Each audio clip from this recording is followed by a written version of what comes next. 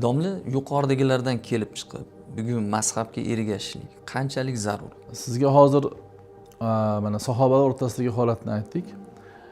Bu yerda bir savol tug'ilishi mumkin-da. Xo'p, sahobalarga ergashgan bo'lsa, payg'ambarimizni, Qur'oni Karimni so'zlarini tushunish uchun sahobalar davrida ham yo'q bo'lgan mazhab deyilsa, haqiqatda bu to'g'ri gap. Sahobalarning davrida ham bo'lmagan.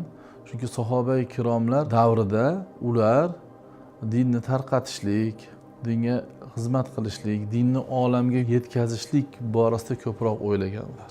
Mana shu narsalar bilan mashg'ul bo'lishgan. To'g'ri, sahoba ikromlar ichida mana Abdulloh ibn Mas'ud alohida dars berishni boshlaganlar keyinchalik endi. Lekin bir narsa borki, u davrlarda har bitta sahobaning so'zini mana boshdan oxirigacha tahoratdan boshlab misol masala bor-da, tahoratdan boshlab tahorat, namoz, ro'za, zakot, haj yoki bu yog'i ketdi endi davom etaveradi. Misol bay deylik, nikoh, taloq masalalari bor. Bu yoqda muomala masalalari bor, u yoqda vasiyat, boshqa masalalar bor. Shular boshdan oxirigacha birorta sahobani so'zi saqlab qolinmagan. Tushundingizmi tartib bilan? Bu narsa qachon yuzaga keldi? Sahobalardan keyin tobiinlar davrida hadis bo'yicha kitoblar yozila boshlandi. Masalan, Imom Zuhriyni hadis birinchi kitob yozgan zot Imom Zuhriy bo'ladi. Boshqa sohalarda fiqh sohasida ham bir imomni so'zini boshdan oxirigacha o'rganib, uni kitobga solib, mana shu kitobga tushirib, xalqqa taqdim qilish keyinchalik boshlandi. Bu narsa Imom Abu Hanifadan keyin boshlandi. Imom Abu Hanifa, Imom Malik o'qishdan keyin Imom Shofiy, undan keyin Imom Ahmad ibn Hanbal. Boshqa mujtahid imomlar ham bor edi. Sufyon as-Savri, Sufyon ibn Uyayna, Avzoiy. Bunday mujtahidlar bo'lgan. Bular sahobalardan ilm o'rganib turib, keyin mana Imom Abu Hanifa Kufada o'tirib, ertalabdan kechgacha ilmni, fiqhni boshdan oxirigacha tahoratdan boshlab odamlarga aytishni boshladilar. Imom Malik ham xuddi shunaqa qildi. Demak, mana bu insonlarni hozir biz 4 ta mazhab dedik, lekin 5-6 ta undan ko'proq, 10-20 ta 30 ta mujtahid bo'lsa ham o'sha davrda 4 talariniki Xudoning bir hikmati bilan, Alloh taolaning taqdir ilohiysi bilan 4 talariniki saqlanib qoldi. Sahobalarniki ham saqlanib qolmagan. Tobiinlarning ichida bitta Imom Azam Abu Hanifaning mazhablari, ya'ni so'zlari boshdan oxirigacha qilgan ijtihodlari saqlanib qolgan. Qolganlarnikida mana bu 3 ta mazhabniki. Qolganlarniki ham bo'lgan, lekin ularni ham so'zlari bo'lgan boshdan oxirigacha, lekin keyinchalik yo'q bo'lib ketgan. Ular shogirdlar, unga ergashuvchilar kam bo'lgani uchun yo'q bo'lib 4 ta mazhab qolgan. Qani edi Ibn Mas'ud radhiyallohu anhuni boshidan oxirigacha, masalan, bizni tahoratimizdan boshlab, masalan, oddiy qilib aytganda mana Baytul Haloga kiramiz, to'g'rimi? Baytul Halodan, din o'zi Baytul Halodan boshlab Baytullohgacha kirib boradigan oralardagi hamma savolga javob beradi-da fiqh. Mana shu tahoratdan boshlab demoqchimanki, hajgacha bo'lib, bundan boshqa muomalalar. Mana shu masalalar bo'yicha agar bitta sahobani, Abdulloh ibn Mas'udnimi, Abdulloh ibn Abbosnimi yoki boshqa sahobani so'z saqlanib qolganda ergashishga ular loyiqroq edi. Imom Abu Hanifani mazhabi deyapmiz, shunisiga Imom Abu Hurayrani yoki sahoba ikrom Abdulloh ibn Mas'udni, Abdulloh ibn Abbosning mazhabi desa, bular payg'ambarimiz yonlarida yurgan insonlar. Bularga ergashish kerak bo'ladi.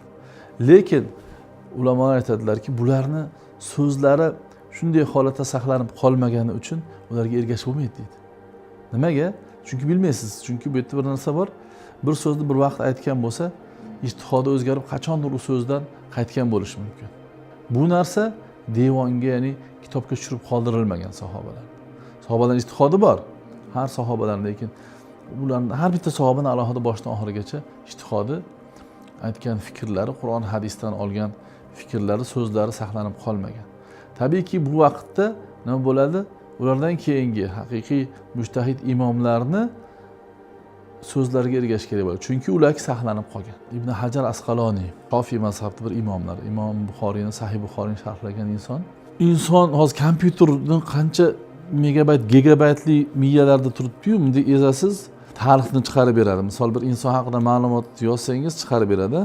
Ibn Hajar Asqaloniy shunaqa katta olim bo'lganki, miya shu kompyuterni gigabaytlar saqlaydigan xotirasidan ko'ra ham kuchli xotira egasi bo'lgan. Siz qaysi bir sahobani aytsangiz, qachon tug'ilgan, qachon vafot etgan, qancha payg'ambarimiz bilan yashagan, undan keyin qancha yashagan, qaysi so'zlarni aytib berganlar, hadisda payg'ambarimiz eshitib rivoyat qilgan, hammasini aytib beradi. Bitta sahoba haqida so'rasangiz, vaholanki u kishining kitoblarini ko'rsangiz, sahobalar, tobiinlar, hadis roviylari to'g'risidagi qancha ma'lumotlarga to'ladi. Shuni ular kompyuterdan olib o'sha vaqtda yozmagan, ular xotiradan yozgan. Mana shunaqa olimlar o'tganda, mana shunday olimlar yoki boshqa olimlarni ko'rsangiz ham, bularni ham o'ziga yarasha aqli bo'lgan, ularni ham dinda g'ami bo'lgan, ularni ham ertaga Alloh taoloning huzuriga borsam nima to'g'ri, nima noto'g'ri, mana shuni to'g'risini amal qilib boray degan fikr bo'lgan.